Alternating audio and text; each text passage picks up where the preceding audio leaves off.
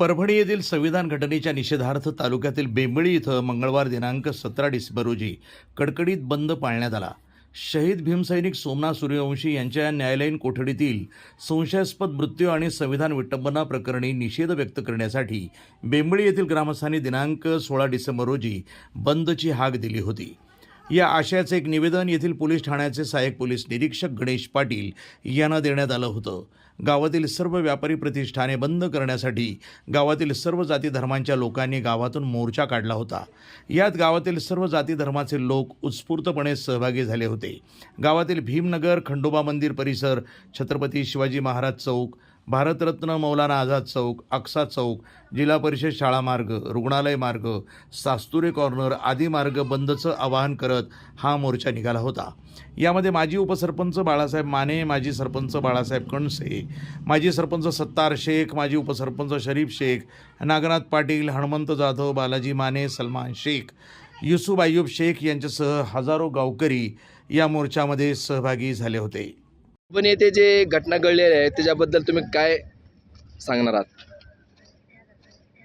परभणी या ठिकाणी जी घटना घडलेली आहे, सर्व भारतीयांचा आत्मा असलेलं संविधान आणि या संविधानाच्या प्रतिमेचं त्या ठिकाणी नासधूस करून, त्याची तोडफोड करून संविधानाचा अपमान त्या ठिकाणी झालेला आहे। त्यामुळे सबंध भारत देशातील संविधानप्रेमी सर्व बहुजन समाजाचा आणि सर्व भारतीय संविधानाला मानणाऱ्या लोकांचा या ठिकाणी अपमान झालेला आहे। संविधान हे भारत देशाचं एक अप्रतिम एक ग्रंथ आहे। त्या ग्रंथाचं या ठिकाणी विटंबना झालेली आहे। त्याचा एक निषेध म्हणून आम्ही बेंबळी गावामध्ये बेंबळी वासियाच्या वतीनं, सर्व धर्माच्या वतीनं, सर्व बहुजन समाजातील सर्व जाती धर्माच्या लोकांना सोबत घेऊन हा बंद या ठिकाणी आम्ही पुकारलेला आहे। आणि या बंदला व्यापारी असतील, दुकानदार असतील किंवा इथले नागरिक असतील, हॉटेल व्यावसायिक असतील, सर्वांनी या ठिकाणी भरभरून आम्हाला प्रतिसाद देऊन आजचा हा बंद या ठिकाणी यशस्वीरित्या सर्वांनी पार पाडला।